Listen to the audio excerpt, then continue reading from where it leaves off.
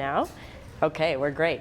Well, thank you for having me. I'm really excited to be here. I know we're just finishing up our snack and just getting settled. So I'm going to start you with an activity. I'm going to hand out a few sticky notes. Everybody's going to need 3. And I want you to label them with 3 different topics. On the first one, I'd like you to tell me if you coach girls or boys or both. There you go. You can pass them around. On the second one, I want you to let me know what sport you coach or work in. I realize not everybody here is a coach. And on the third one, I want you to tell me what do you do to promote positive body image in girls right now. You're welcome. So take a few minutes. I think you guys should have some extras there. You can take some, pass them on. You're welcome.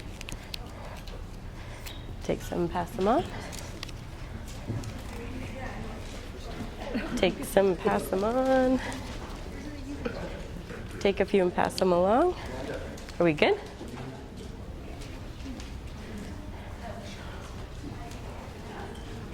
Once you've filled that out, if you can come put your sticky note up at the front, sorry. Put your hand up if you need some more. So we're being creative here because I'm not allowed to put sticky stuff on the walls. So this is put your sport, what sport you coach or work with up here. What your strategies are right now to promote positive body image. And the gender that you work with.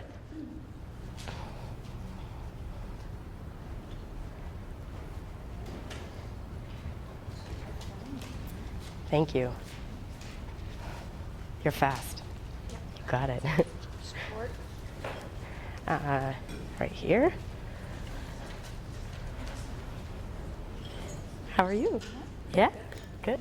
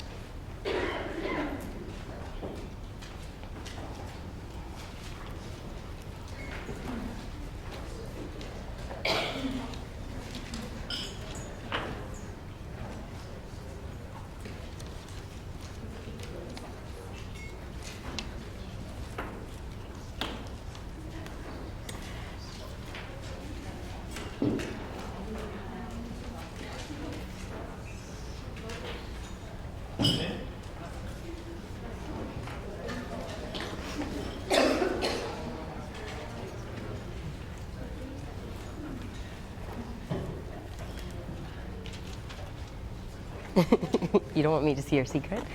You can look at it. Mm-hmm. Cool. That's the only thing. Mm-hmm. I mean, how is Girls stay in That's all. sport when they feel accepted. Yeah, and I don't tolerate stupidity. Mm. But I can't really say that, can I? Oh, I'm really the only one who's going to look at them that carefully. I'll keep that in my mind.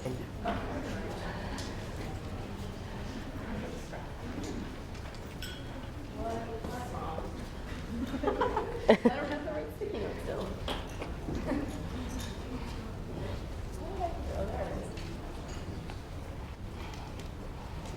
There we go. Now I figured it out.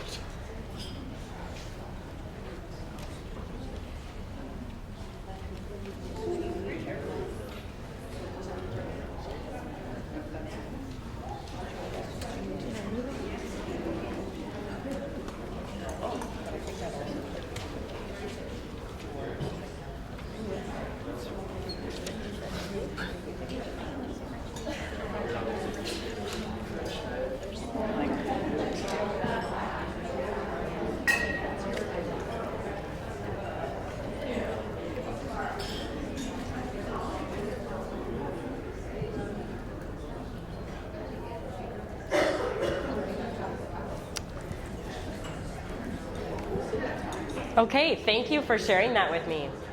I took a look at a few of them, and I am excited to look at them a little bit more. I was really curious if I had anybody who who coaches just girls. And there are a few up there that is just girls. So very cool. We're going to come back to them a little bit later. So I'd like to tell you a story about a time I showed up at a rink to coach a new hockey team. The boys were filing onto the ice, and then I saw a girl get on the ice. And she blew past all the boys. We did our first speed drill, and she worked really hard, and she beat them all.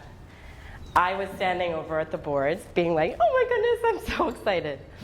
I was thrilled. I was so excited to see her. I was so excited to see her passion and that she could beat the boys.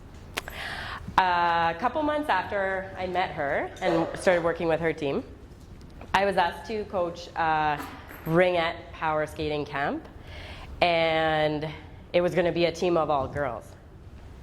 So I invited this gal, the hockey player, to come and train with us. I know firsthand how hard it can be to be training with boys, and I wanted her to experience what that was like. She came out and trained with these girls, and again, I got to see her thrive. It's so exciting to me to see that.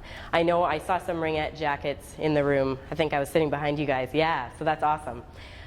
As a coach, I'm really passionate about setting up environments that are supportive and accepting to girls, that engage girls, that they feel comfortable, and that we help encourage their passion to become active for life and stay in sport.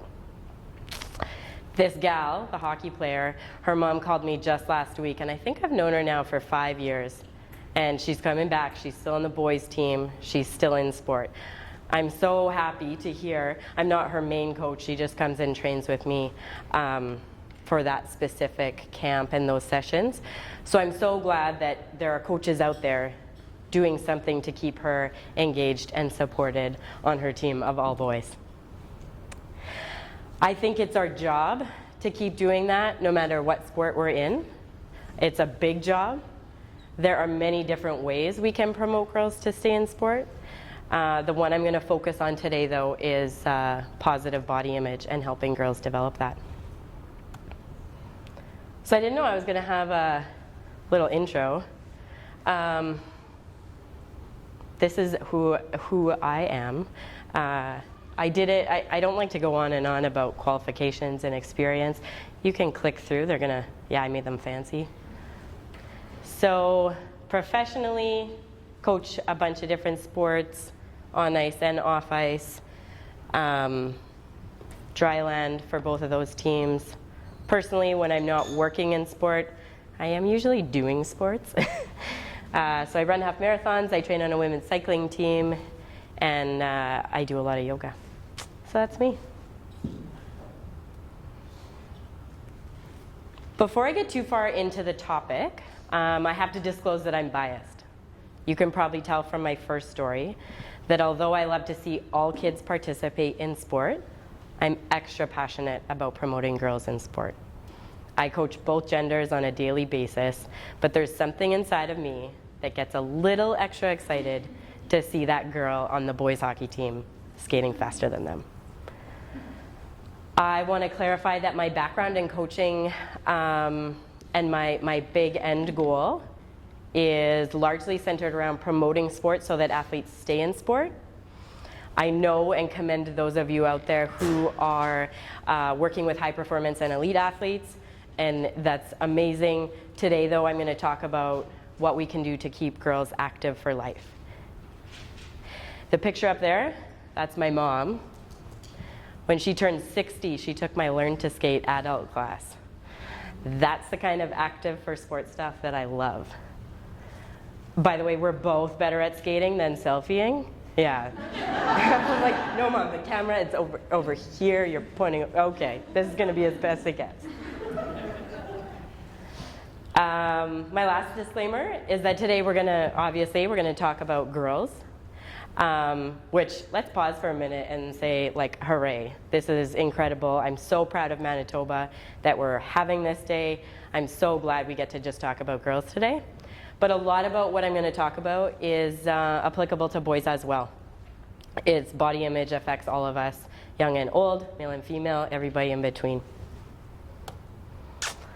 So, we're going to talk about what's going great for girls. There's a lot of good stuff out there. There's also a lot of work that we can do. So we're going to look at that a little bit of research. We're going to talk about our next steps and what we can do. I hope to send you away with a few ideas of what you can go home and put into action. And then we're going to talk about where you can get some more information and how we can keep this conversation going. So, I like to think about this topic in a mathematical way. For some reason in my head, I keep seeing this as almost a formula that you can kind of add your ingredients and then you're going to get this outcome.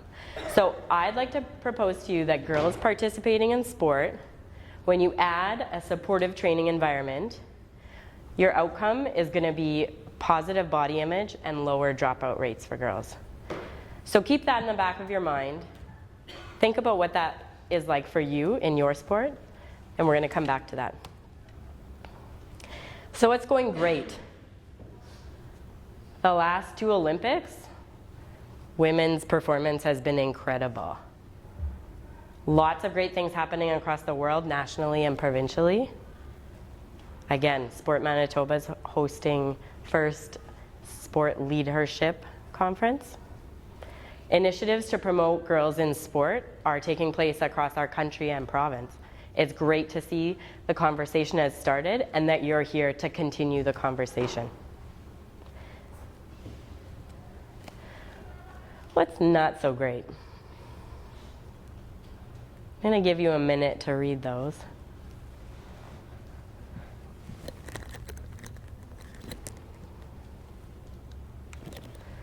So the Canadian Association of Advancement of Women in Sport sent these out in a quiz a couple months ago. And you had to guess the percentages. They're a little bleak. I do want to say, though, the first quote, or the first stat, that one is my favorite. 61% of girls who play sport reported higher body confidence compared to 42% of girls who don't. So that one's my favorite because we know right here, that tells us pretty clear, if we can keep girls in sport, they're going to report higher body confidence than if they don't.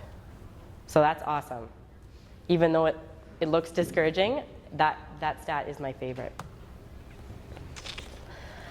A few years ago, 2016, a couple partners came together. You probably saw the campaign Dairy Farmers of Canada and the Canadian Association for the Advancement of Women in Sport. They highlighted, it was pretty comprehensive, it's huge. I pulled a few stats from there. Again, I think they tell us that there's work to do. From the top to the bottom. I liked how they highlighted that. We need to get girls engaged in sport when they're young, accepted, staying in sports, and then promote them on to becoming officials, coaches, on boards, and administrators.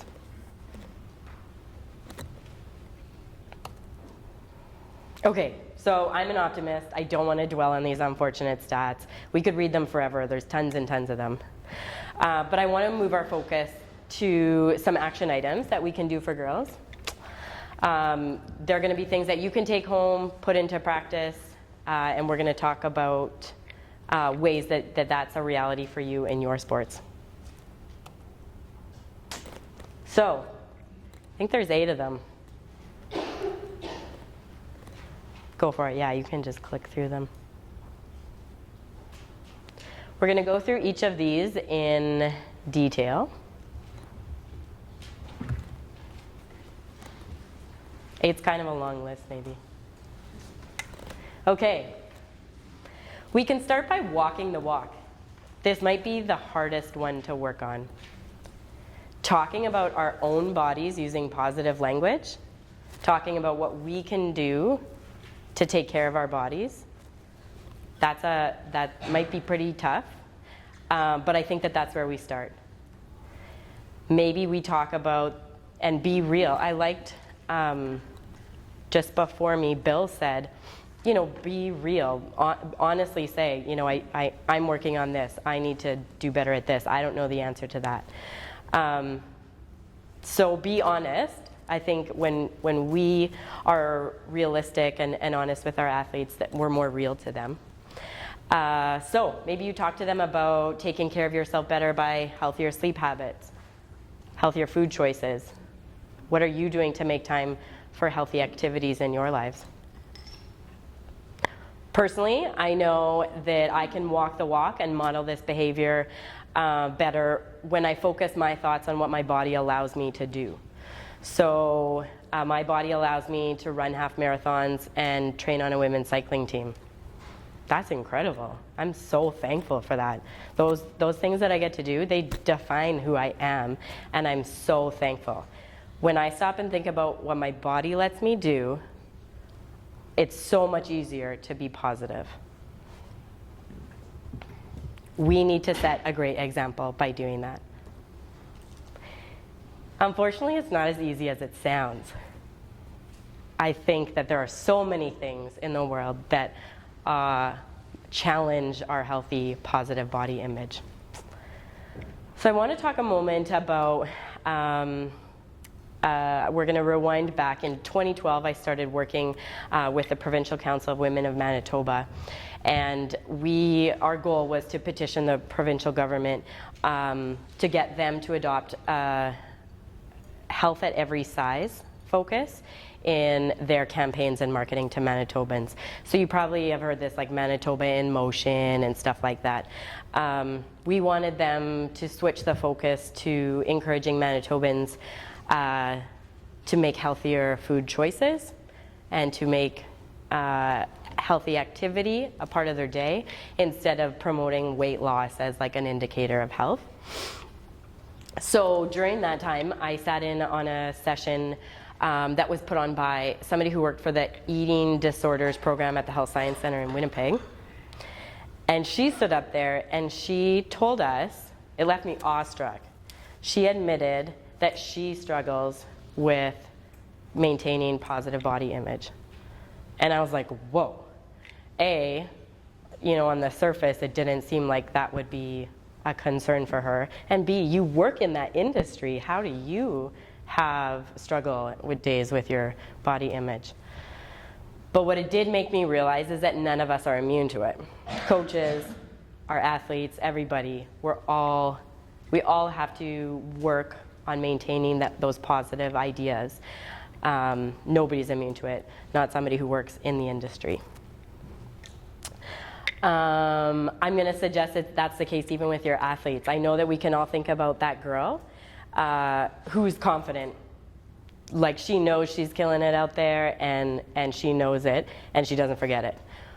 But things change, girls' bodies change. We need to keep checking in on them and ourselves. We all have good days and bad days. Days where we feel really positive about our body and days where that run was real slow and I don't feel great about my body. So modeling the behavior.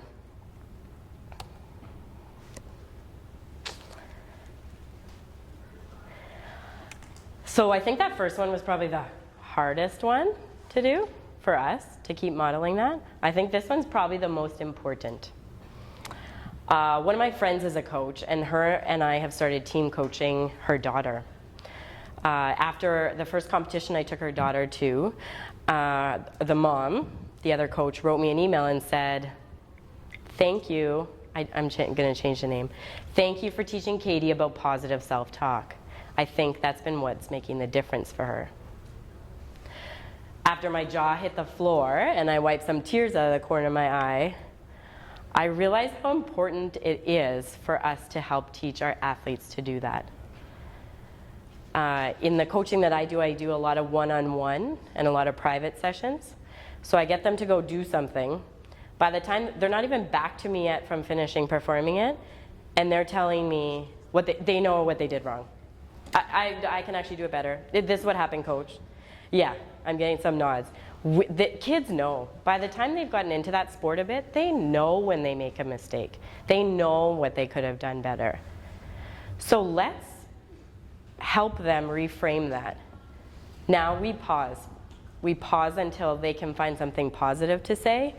We talk about that first, and then we go on. So, you know, our feedback sandwich, I know all of you have done the courses where you do a positive and something to work on, positive, finish it off again. So I know you guys know how to do that. Just reminding you to help teach your athletes to do that.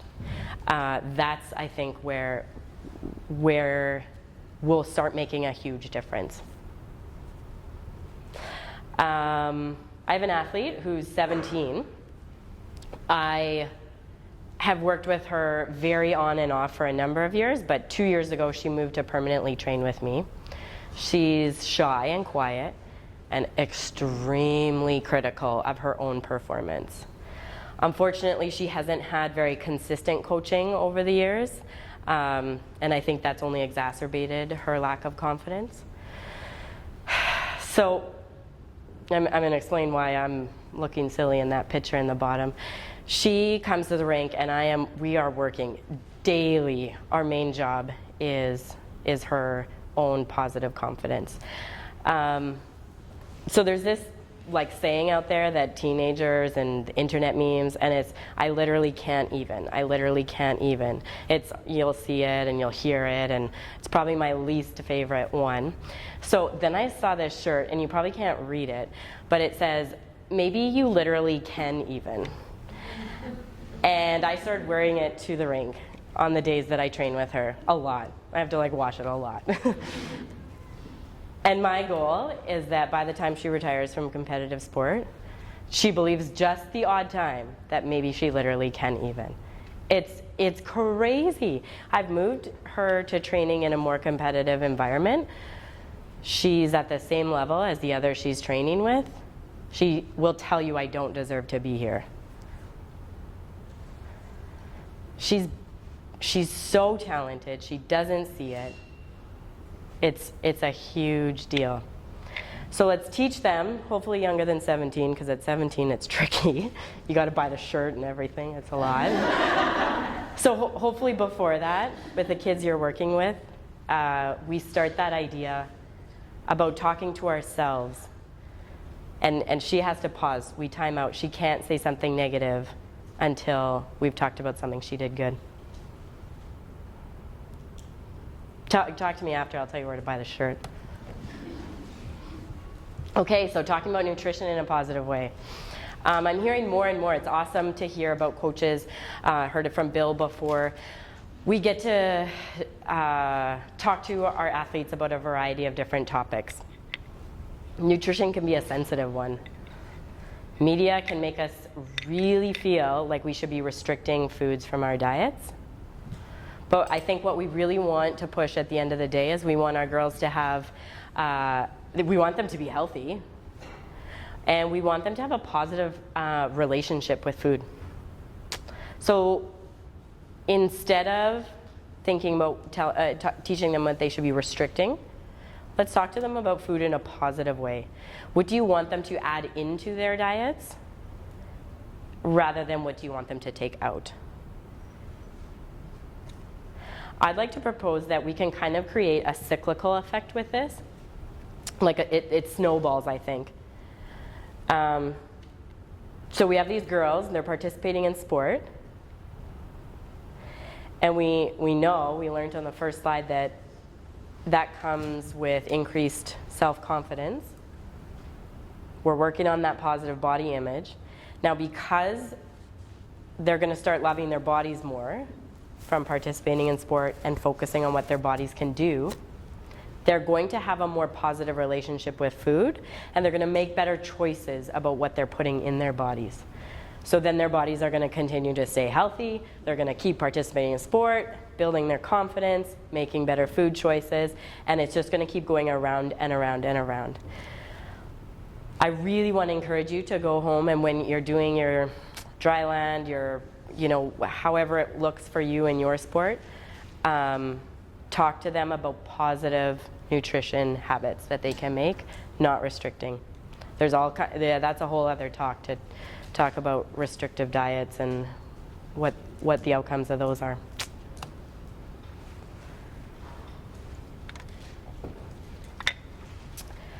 Okay, mentorship.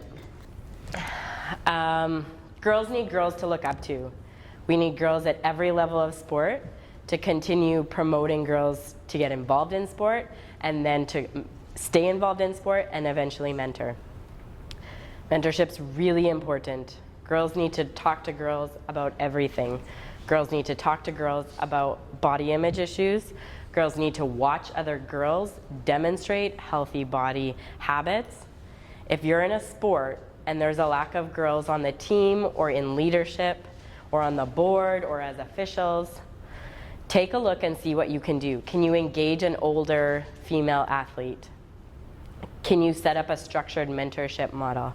I'm going to talk a little bit more about that after.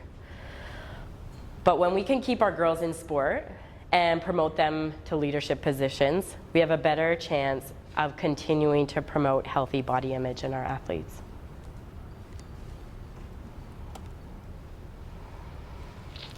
Okay, we need to check our own bias. I might actually change my mind. Maybe the first one is the hardest one. This might be another hard one. So at the beginning, I disclosed some of my bias. I really like to see girls beat the boys on the hockey team. We're all biased. I coach every day, and I always show up, and it's so easy for me to assess, the team out there and decide who I think my stars are. I attended a session a few years ago with Ted Nolan. For those of you who don't know him, he played with the Red Wings and the Penguins in the NHL, and he went on to coach the Buffalo Sabres. He currently is running a foundation with two of his sons who are in the NHL, and they run hockey camps in remote reserves, I think in Manitoba and Ontario. He told us if he could give us any advice, it would be to take a chance on the kid that didn't look like they deserved it. From the stories he tells, he was the kid who looked like he didn't deserve it. He told us a story that his first day of hockey, he lived in poverty. He went to hockey and he didn't have his own skates. So he put his winter boots in his brother's hockey skates and wore them to his first practice. I can't imagine how I would have responded to see that on my session. I wouldn't have been like, yeah, that's my star. I'm going after that guy. But some coach decided that he was worth the investment. And they spent their time with him, and he had a pretty successful career because of it. I think it's easy for us to decide that some kids are going to be at the back of the group, and that's okay. But I want to challenge you to go home and see that athlete that doesn't fit your predetermined idea of what athletic or fit looks like, and take a chance on them. Ted Nolan said, your stars are probably going to make it anyways. They, give them good programming and they'll probably be okay. Why don't you invest in that kid at the back of the group? See what you can do with him. I thought that was incredible. So when you have the athletes show up and they're slower, not as developed, they don't look as traditionally athletic as you think your stars do, let's invest in that kid. Get them to the front of the group. That will build confidence and keep that kid in sport, which is, what we're here trying to do. I saw somebody put up athletics. You guys have some really interesting gender issues happening in that sport. I don't know who it was. I don't know anybody in athletics. But I was listening to a podcast about inequalities in cross-country running between girls and boys. It's a Shakeout podcast. It's Canadian running. The podcast really focused on Ontario, so I don't know what's happening specifically in Manitoba. But they said that research suggests the biggest difference physiologically between girls and boys is muscle mass. And that equated to about a 10% difference in muscle mass and then their pace. So a 10% difference doesn't seem like very much. They went on to explain as distances got longer, that 10% actually reduced and the difference was even smaller. So if we can keep that in mind, that there's this very small difference between girls and boys, and we keep encouraging our girls, if they're at the back of the group, if they're less developed, they're looking less athletic, they don't look like they're going to make the team, whatever, let's invest in those girls, because that difference is so small. I know I'm guilty of reducing my expectations at times. When the girls end up kind of middle of the pack of boys, I'm like, okay, good enough. I want to do better. I want to bring out the best in that girl. I want her, I don't want to be okay with her finishing behind some of the guys. So we have to address our own biases. Keep working on them, keep reflecting on what you're doing with your team. Especially a lot of you put both as your gender. You're working with both. Let's expect everything we can from the girls. Make them the best they can be, despite the roadblocks and bumps that are going to come along their road. Building on that idea, we know that we develop confidence by taking risks and being outside of our comfort zone. Self-confidence is really intertwined with positive body image. So for a moment, let's just consider them all together. I had a coach developer challenge me last year as to why I was waiting to introduce a more complicated skill to my athletes. And I thought about it, and I tried to come up with a real good answer. And it was because I wasn't very good at that skill. And my coach waited to introduce it to me, so I was just going to do the same thing. Well, that's ridiculous. I wasn't good at it, so I'm just going to encourage my kids to not be good at it and not spend time on it. No, that's not a good answer. So I went back to the drawing board and figured out how I could introduce that sooner so that my girls are getting challenged. This spring, I got to meet Mallory Richard. She's an ultra runner from Winnipeg. And she's an ambassador for the the North Face brand. She's an incredible inspiration to me. When I say ultra runner, for those of you who don't know, that means she races for 160 kilometers. Yeah, that's like probably here to Winnipeg? I don't know. About that? Yeah. Yikes, I drove here. When she spoke to us about her experience with building her mileage and building to be able to run that long, she said something to me, and like, imagine this. We're in a like little running shop, and you plan something for girls in running or girls in sport, and like we flock there. So we're all squished in and we're just like hanging on every word Mallory says. And then she says something to me, and I'll probably never forget it. She said, constantly redefine what you thought was possible. So when she was running 10 miles, she thought 20 miles was impossible. Not going to happen for her. She became a runner in her 20s. So 20 miles seems totally impossible when you're at 10. But she redefined what she thought was possible and started running 20. And then 30, 40, all the way to 100. Right now, I have a preconceived idea about my abilities as a coach, about my athletes' abilities, about when I should be introducing more complex skills. What if I redefined that? What if you redefined what you thought was possible for your 11-year-old girl? Challenge them. Of course, we want to do it in a safe way. We want to make sure they're not going to be harmed. But within reason, make them take some risks. They will become more confident because of it. And then we're back to that idea of, I'm confident, I'm loving my body is doing awesome things for me. I'm gonna feel great about showing up today. We only limit ourselves and our athletes when we don't redefine what we think is possible. I want to talk just for a moment about the language we use when we're talking to girls. I had to check myself. I would go from coaching a boys hockey team to a girls hockey team, and the girls would come on, and I'd say, "Oh, sweetie, are you okay?" I didn't say that to the boys right before them. So now I go to that girl and I say that, "You're brave. You tried something hard, you fell.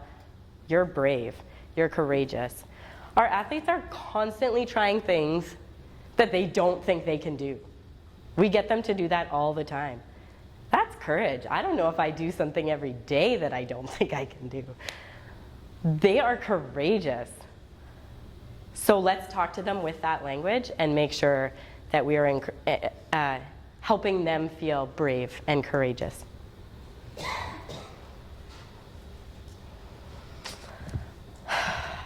So there's lots of body positive campaigns and initiatives going on. I think it's actually something we can celebrate. There is a shift, and I'm seeing it on social media and on the internet, and everything is great. I see a lot of it is focused on adult women. I think there's a lot of programming, and it's really, I see a lot of it focused on adult women. I would love to see leaders in sport start shifting that focus younger. I wanted to put, I have a niece and she's 18 months. I wanted to put her picture up, but she started walking a few months ago, and you can't get a picture of her that's not blurry right now. I want her, before she has body image issues, I want her to love her body. I want her to be surrounded by coaches and sport administrators and officials and older girls in sport that are showing her how to love her body, so that she doesn't need to go into a program when she's 25 and she doesn't love her body. So plant the seed earlier than you think you need to. You can start modeling this around, I mean, yes, some of these, we're coaching really young kids. Plant the seed before you think it's going to be an issue. You can start modeling, trying out some of these 8 things before you think you need to. We want to do this before they drop out of sport and before they start having a negative relationship with food. A few years ago, I got the chance to meet John Herdman. He is the coach of the national women's soccer team when they won both their bronze medals at Olympics. He's since moved on to coach the Canadian men's team, and I wished him luck with that. For those of you who don't know, our Canadian women's team is really good, and our men's team has some work to do, I think. He was walking us through the season. I think some of you in the room were at the same session as me. He was walking us through the season leading up to the second bronze medal at the Olympics. And he said the week before preseason, he sat down with his captain, Christine Sinclair, and asked her what she needed from him for the season. I thought that was so powerful. Like, he obviously kind of knows what he's doing because they won a bronze medal at the Olympics already. But how humbling of a coach to ask your athlete what they need from you. And if John Herdman needs to do that to his team, well, I probably could too. I could try it at least. I have a good friend who works in the Disability Issues Office for the province of Manitoba. And he taught me this acronym that they use when they're unsure of how to respectfully handle a sensitive issue. And they call it ATP.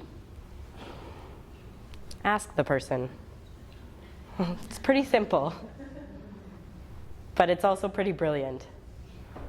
If you're unsure of how you're doing with your girls, If you're unsure if you have a supportive training environment, if you're unsure of how they feel, ask them. They will tell you. I think we can expect them, girls, like our athletes know how they're feeling and they know what they need from us. Let's ask them. You can't see, but on one of those t-shirts of the little girls I'm with, her t-shirt says fries before guys. I'm like, yeah, wear that shirt more often. Awesome.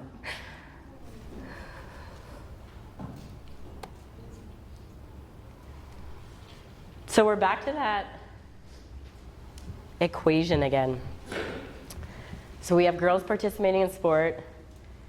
Coaches and administrators are going to design that supportive training environment.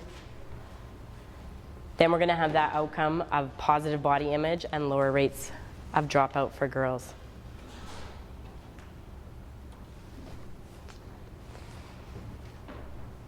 This is an ambitious checklist. Don't get me wrong. I know what I'm here asking you to do is a lot. And I know that on top of this, we're all renewing our respect in sport and our first aid, and we're reading the new manual, and we're learning the new rules for our sport this year. It's a lot. Coaching is a huge job. Let's tackle some of them, and they will become a part of the way you coach.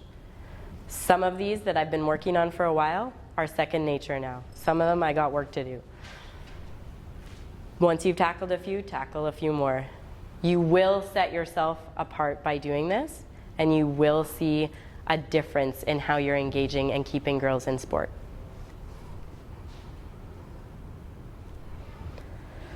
Okay, I want to inspire you to keep this conversation going. It's great that we're here. You've got 8 things on a to-do list. It's great, but we need to keep this conversation going. I have a few sources of information for you to take a look at. If you haven't noticed already, I think I've referenced them 5 times. I'm a bit of a cause fangirl. So it's the Canadian Association for the Advancement of Women in Sport. They don't pay me anything to be their like little marketer cheerleader. I'm working on that, but they do such great work, such great work. Their website is full of training opportunities, more information. It's what was International Day of the Girl this week. They did lots of cool stuff.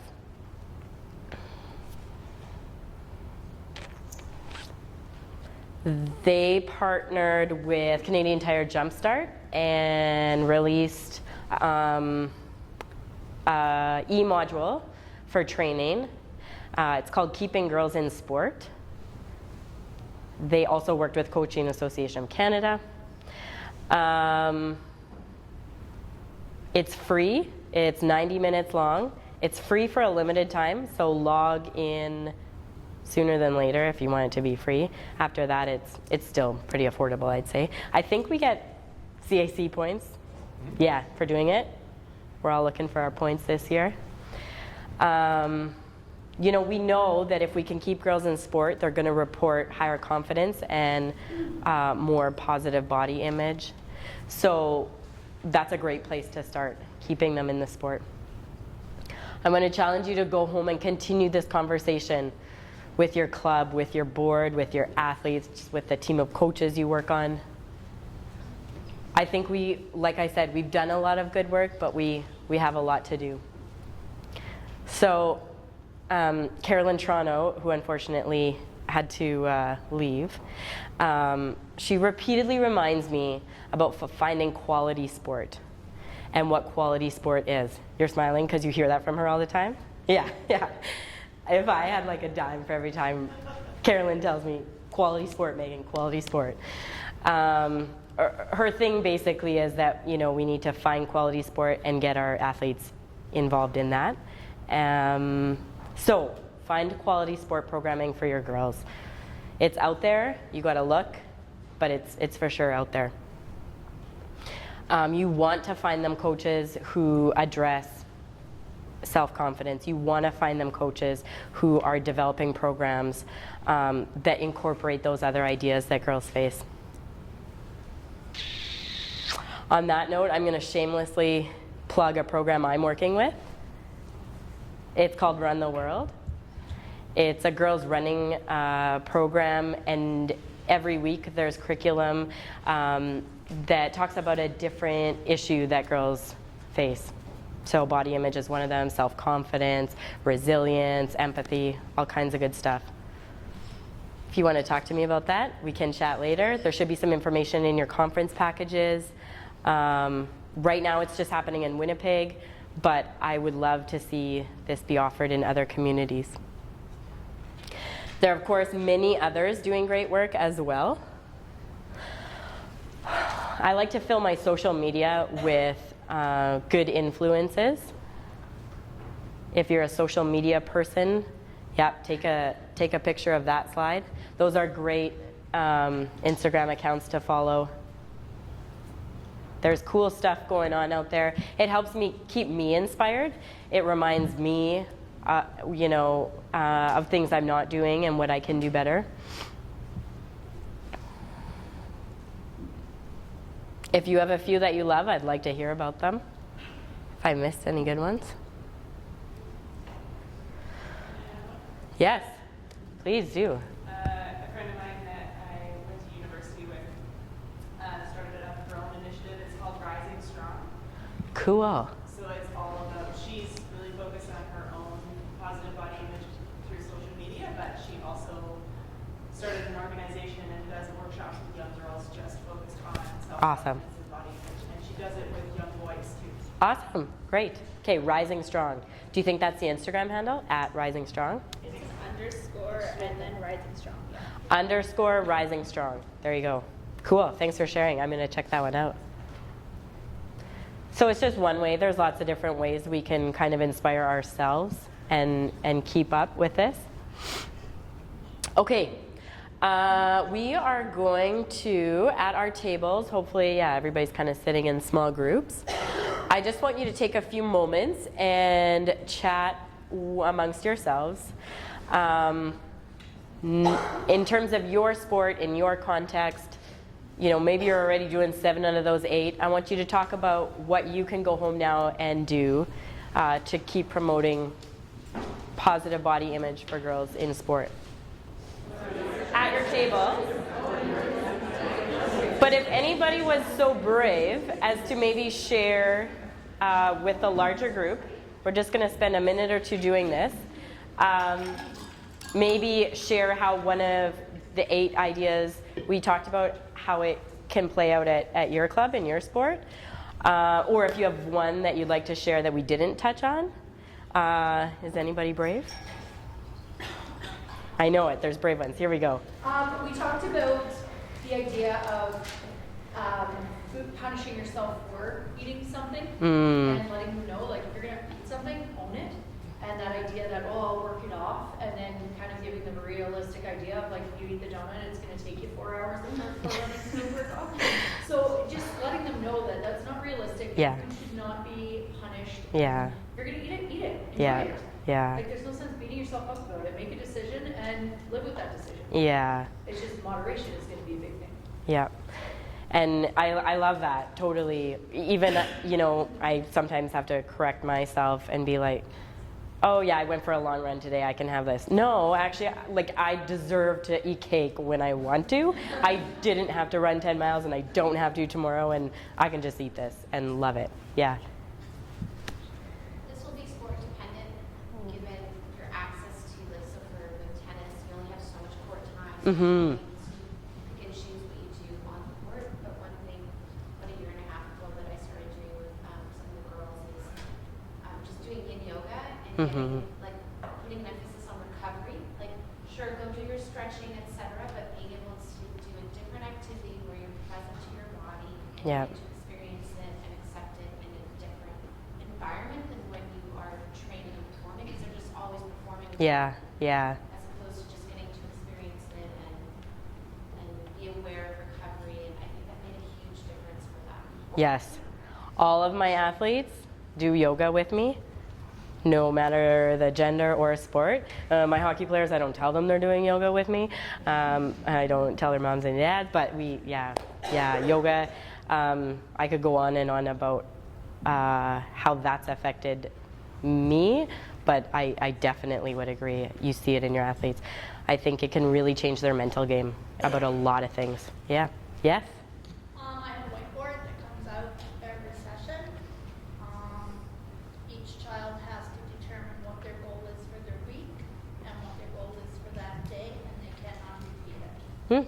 So they're challenging themselves. Yes. to find a different Yeah. to be this discipline, this discipline, this discipline. Yes. I did some Special O training, and I think Special O does this better than any other coaching courses that I've taken. They drilled into our heads that we are only doing a disservice to our athletes by expecting less of them. Expect more from them. Expect them to rise to the occasion. Susan talked about it this morning, right? She aimed for 6 and, well, there was 6. Awesome. Well, let's aim higher and expect more. Totally, I love that. Anybody else? I know this is a big group. But no, that's great. I think we're a little bit over time. Does anybody have any questions for me? Anything we didn't touch on? Anything? Oh, yeah, sorry. Just a question of how we talk about how women be role models, Mm-hmm.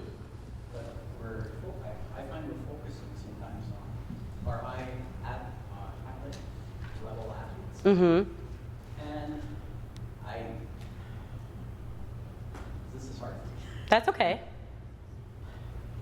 How many of us are actually still involved, and we're not high level athletes? Right. We are the people they look at. Totally. Our parents. Yeah. Yeah. As parents, as grandparents. Yeah. I look now, and my wife last year picked up a sport that she hadn't played. She's don't tell you how old she is. You don't tell my mom I told you how old she is. Okay, thank you. Good. She started playing hockey. Yeah. My 4 girls now play. Yeah. Yeah. And I say that, and then please stay involved in your sport. Yeah. Even if it's only at a recreational level. Totally. Your girls will follow. Absolutely. I'm going to take 25 seconds and tell you that I became a long distance runner because I had to get divorced from sport when I quit being competitive. I did it too much and I had to take some time away. And then I felt there was this morning my mom was racing. She turned 50 and her bucket list was a half marathon. I felt really sorry for myself. I bought myself a massive Tim Hortons like double. I got my butt out of bed on a Sunday morning and I stood at the finish line feeling really sorry for myself that I had just had to, get out of bed. And my mom, who was 50, just ran a half marathon. And then I had this moment of, oh, actually I'm really embarrassed. I thought I did like a big thing today by getting out of bed. It was a Sunday though, okay. And my mom just ran 13 miles. And she has not finished another half marathon without me since. Totally. We need to stay involved. I have a different presentation when it's talking to parents because that's awesome too, but absolutely. You are dead on. Yes, Meg. I just have one question for you, but I want to add to that too. And Megan actually inspired me to start running when I was 27. So thanks to your mom. Right. It's cyclical. Snowballs. Yeah. My question is for those of us that are out in the community and we see not quality sport happening, what can we do either as parents or community members or peer coaches? What would be some tips from you for that? Cool. Yeah, I mean, I would like to, go home and know that everybody is offering quality sport programming. And please all go home and tell Carolyn Toronto that I brought up quality sport programming. But yeah, so I mean, I think there's a few ways we can tackle that. There are people around you. Hopefully, you've met a bunch of them here today who you can reach out to. There is a team of staff at Sport Manitoba that are stars and that can either help you or connect you with somebody. Yeah, one of them is perhaps Megan. They can connect you to people who can help you. I do a little bit of that work as well. We can look at what your what quality sport program looks like, what you're doing right now, and how we can get you there.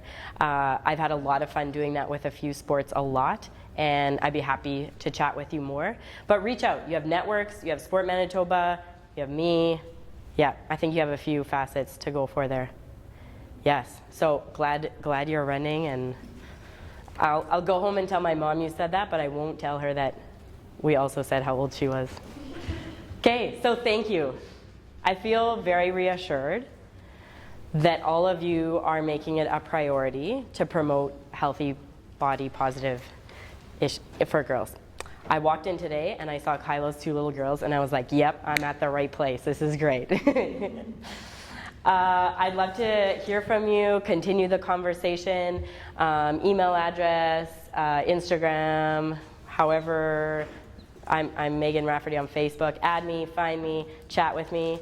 I believe that sport can build incredible humans. I think it's our job to ensure that sport is a positive environment for our athletes. I believe sport can be a vehicle to raise women's issues in society. So let's tackle that to-do list. Let's support each other, hold ourselves accountable, so that we are doing better. Thank you for having me share with you today. Thank you for Sport Manitoba for having me out. Thank you guys on behalf of Sport Manitoba and all the delegates here. Thank you. Our appreciation. Thank you.